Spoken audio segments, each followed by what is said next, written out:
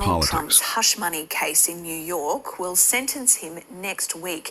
Mr. Trump was found guilty by a jury back in May, but his sentencing has been repeatedly delayed as he sought another term in office. Well, let's bring in North America correspondent Carrington Clark. Hi there, Carrington. What did the judge have to say? Well, Donald Trump had appealed for this decision to be overthrown in part because of his election victory at the presidential election. But Judge Juan Merchan has denied that request, but he has indicated that he favoured a so-called unconditional discharge of Mr. Trump's sentence, which means he won't be facing a jail sentence. The sentencing will take place on January the 10th, which is just 10 days before Donald Trump will take back the reins of power here in the United States as the president. So on one hand, this is a setback for Donald Trump, who was after these, who wanted these charges to be thrown out, this decision to be thrown out. He will be sentenced, but he doesn't look to be facing a jail sentence. The judge has also given him the opportunity to appear at this sentence virtually, but we will wait to see whether or not Donald Trump will or won't turn up for this sentence. So this is a significant development. Donald Trump was found guilty by a jury of his peers on those 34 felony counts. It means that he will take the reins of power as the 47th president of the United States as a convicted felon, it appears, but it doesn't appear that he will be facing a jail sentence. All of 2025. Welcome to Cargo Jamrock. We're here again. Now, we can have a discussion about 2025. You can call it Project 2025. We're here to talk about how 2025 have started. It have started with a bang, with a bang, and with also a boom. Yep, that's how we have started. We're in the process of war, violence, crime. We are off to a rough start, guys. Very, very rough start. Hopefully it's smooth out, gradual, going through and through. But so far, our entry to 2025 has been crazy. And we have some breaking news I want to share with you guys. A lot of you probably already seen it, heard it, hear it somewhere, somehow. But for those who haven't, we're here to share it so you can see and know what's going on in your surrounding area, in your country, in the world, in your universe. Okay? Y'all ready? Y'all ready? Before you go, touch a like button, give it a small touch as we proceed. Let's go! New Orleans in the French Quarter. Tonight, the FBI has put out new images of the suspect just hours before the attack. He is seen placing coolers containing explosive devices along Bourbon Street. Now, while Bourbon Street is reopened tonight, there are new security bollards in place. Also, we have learned new details about the victims that the suspect ran down early on New Year's Day. And breaking tonight, ABC News has just learned that the FBI and Department of Homeland Security are warning of potential copycat attacks using vehicles to inflict mass casualties. It is a warning that has been sent to the nation's 18,000 law enforcement agencies. The warning sent out of an abundance of caution. Eyewitness News reporter Sonia Rincon following all the new developments. Bourbon Street is back open to the public tonight, with new metal barricades at the spot where a police car had blocked the street but didn't stop the pickup truck that would become a deadly weapon from going onto the sidewalk to get around it. New images released by the FBI show suspect Shamsuddin Jabbar in the French Quarter, placing coolers containing explosives authorities say he never set off. A neighbor's Ring camera shows him loading up the truck outside the apartment he rented before plowing that truck into the crowd of people celebrating the new year. This is completely outside of his character. Jabbar's stunned brother spoke with ABC News, asking to not show his face. This type of extremism and radicalization, I didn't know anything about any of this. But the FBI is developing a baffling profile of a 42-year-old Texas military veteran who went from a business-like real estate agent seen here in a YouTube video Good evening. I'm Shamsuddin Jabbar. To a troubled individual, in recent years, divorced 3 times and facing financial challenges like child support for 3 children, and then somehow radicalized. He was 100% inspired by ISIS. Hours before the attack, the FBI says Jabbar posted videos to Facebook saying he wanted to kill members of his own family, but decided that was not a big enough political statement. As a memorial grows in the latest high-profile American target of a terrorist attack, the city of New Orleans is showing its strength and resolve and mourning the 14 victims. They included young people with ties to New York and New Jersey. 27-year-old Tiger Beck had been a football player for Princeton, now working as a junior trader at Seaport Global Holdings in Midtown. Tiger was an incredibly motivated, incredibly humble, hardworking, dedicated young man. 25-year-old Billy DeMeo of Holmdel, New Jersey, also worked in Manhattan as an account executive for Odyssey. And 25-year-old Long Island native Matthew Tendorio was with his parents in New Orleans hours before the attack. As time goes by, I'll see something that reminds me of him and I'll break down. I know that's going to happen. Probably for the rest of my life. The FBI is now going through the suspect's phones and laptops, trying to figure out if he became an ISIS sympathizer online on his own or had direct contact with a member and was recruited. But authorities now believe he had no accomplices. Sonia Rincon, Channel 7, Eyewitness News.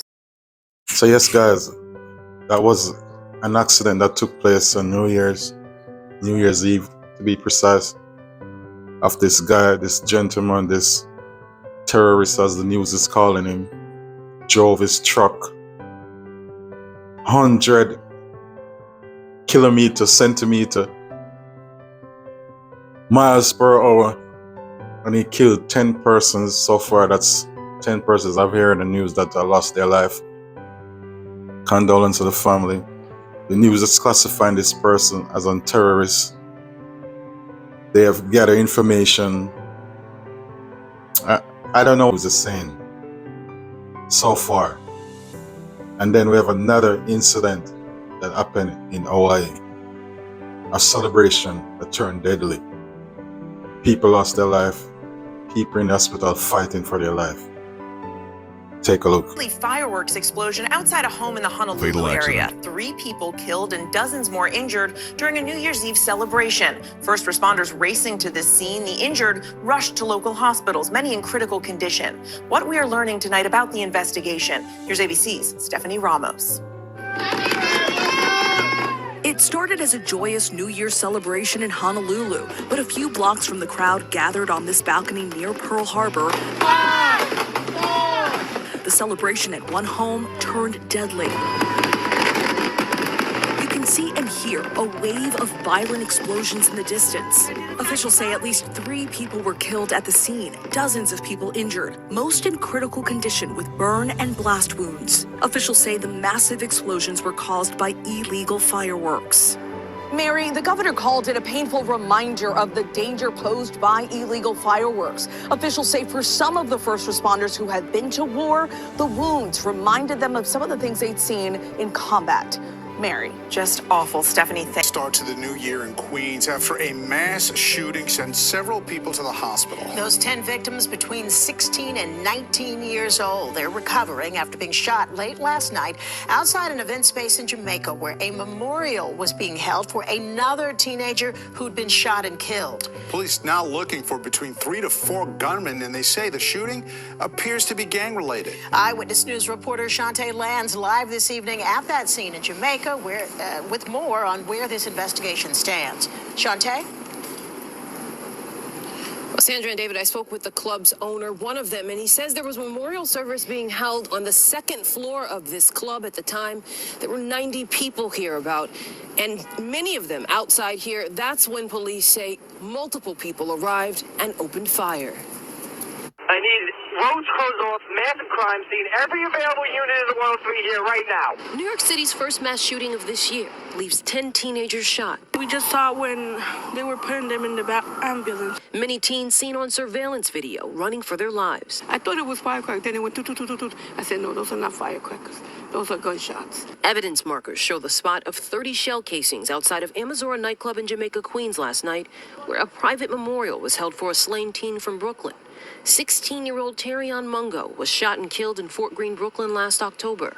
Yesterday, he would have turned 17. It was sad to me when, the young people like that, get hurt and things like that. Police believe the shooting is gang-related as they canvass the area, searching for up to 4 shooters. There's zero tolerance for these senseless shootings, these horrible acts of violence on our streets. And those responsible for this crime will be apprehended and brought to justice. 6 females and 4 males between the ages of 16 and 19 were struck. All are from Brooklyn and Queens. We thought it was crazy because starting the year like that is not something good to have. The 10 victims on New Year's Day are not alone. According to the Gun Violence Archive, which defines a mass shooting as one with 4 or more people shot, not including the shooter. Last year, there were 5 mass shootings in the Bronx compared to just 1 in Queens. There were also 2 in Brooklyn. In all, 36 people were wounded in mass shootings in New York City, with a total of 5 people killed. I live in Pennsylvania, quiet suburbs, so coming to New York is a busy city, obviously. And then, especially a shooting like this, it was kind of surprising and scary as well. The good news in all of this is that those teens, all 10 of them, are expected to be okay. The bad news, though, is that those shooters, at least several of them, are still on the loose. Both Governor Kathy Hochul and Mayor Eric Adams speaking out today, calling this mass shooting both horrific and senseless. And by the way, a 17-year-old was shot in his stomach earlier today. NYPD checking now to see if there's a tie between that shooting and the one that happened here on New Year's Day. 2025 has just arrived, and in its very first minute, Israel got poked in the eye. The Hamas terrorist organization fired towards the Israeli communities surrounding the Gaza Strip at the stroke of midnight as the new year began, providing fireworks, but not the kind that we want. But it was a bitter new year for Hamas as well, as the IDF and the Shin Bet eliminated the commander of a Nukhba platoon who led the massacre in Nir Oz on October 7, 2023. And meanwhile, we seem to have reached an impasse in negotiations over a hostage release deal, prompting the IDF to intensify military pressure on Hamas in the northern Gaza Strip in an attempt to move negotiations forward. But while the IDF has achieved some operational successes in the north of the Gaza Strip, according to American intelligence, Hamas has recruited thousands of new fighters and is rebuilding its capabilities. And meanwhile, the IDF has published new details about the activity at the Kamal Adwan hospital in Bet Lahia in northern Gaza. TBN Israel's senior Middle East analyst Mati Shoshani will give us some analysis of what's keeping the Ayatollah regime in Iran up at night these days, and why, in order to defeat the Houthis, one needs to do the most Israeli thing. Meanwhile, on the Lebanese border, the fragile ceasefire is holding, but there have been incidents. Over the last 24 hours, another incident occurred when Hezbollah operatives attempted to transfer weapons and were hit by an Israeli airstrike.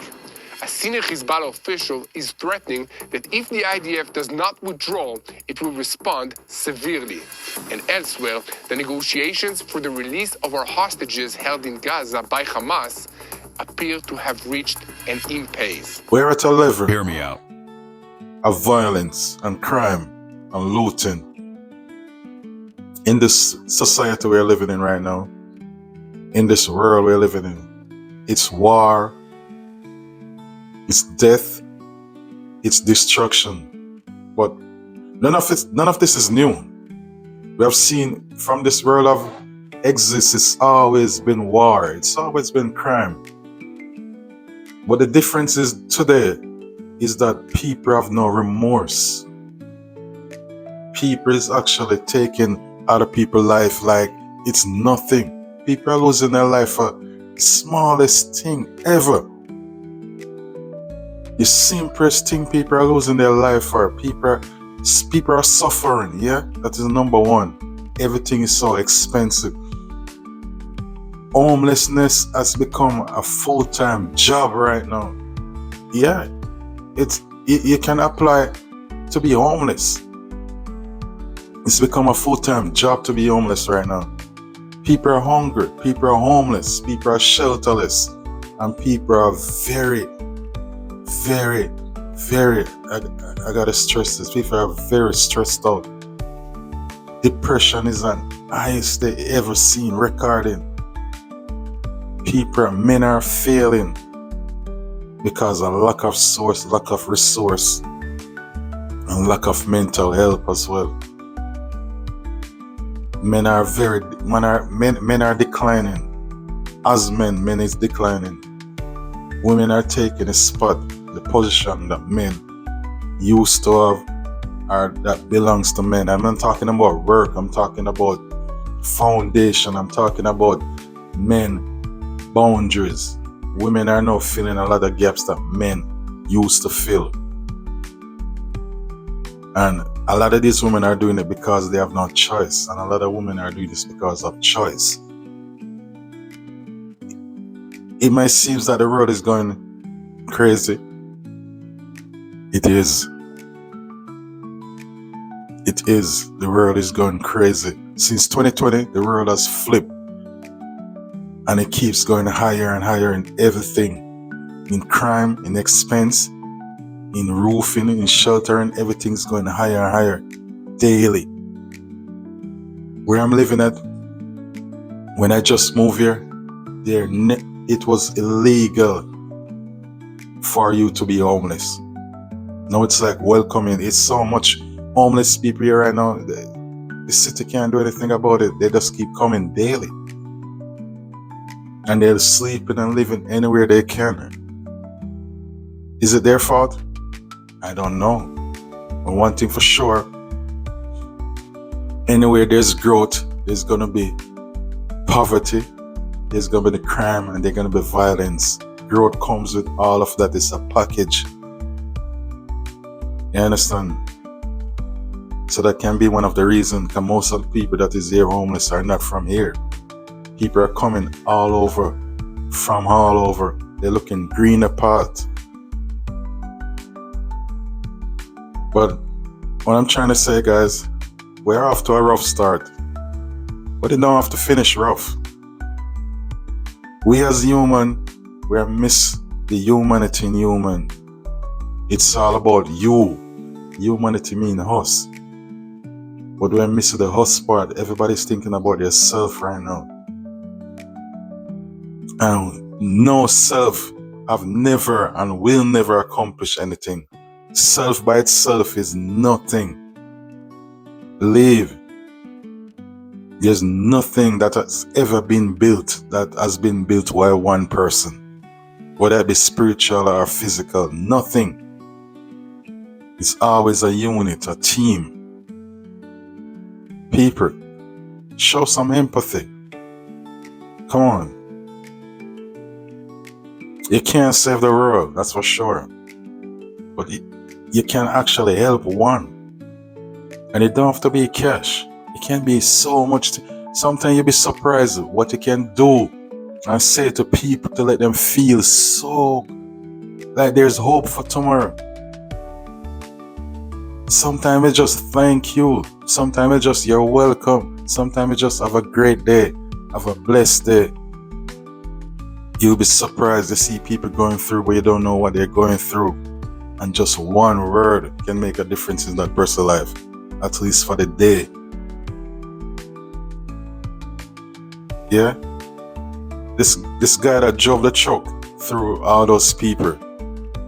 When they did a background check on this guy was I forgot the business. He had a business. I think it was real estate. This guy's not coming from off the street. No. People you see every day walk by, dressing, looking, smelling good. A lot of them ain't good up here. They're fighting battles, demons, daily, nightly. A lot of them are scared to go home because there's so much entanglement at home. They feel better on the street. I've been there. Come on, people. Show a little love. Show a little empathy. Charity. As I said, you or me can't save the world. That's not our job. We can help the one that you're looking at daily. You can help the one you see every other day. Ask them what are they doing. To be honest though, one of the coldest places I've ever been is New York. New York people don't even say morning, they don't even say evening. When they say evening or morning to a New Yorker, they look at you crazy. Like, man, what are you talking about? Yeah. They look at you crazy. It's like that. That's for another topic though. But as we cut out, guys, just be good. Take care of yourself. Take care of your family. Stand up, man. Come on. Our women need us. Our children need us. No? Yeah, man. They need us. One love. Peace.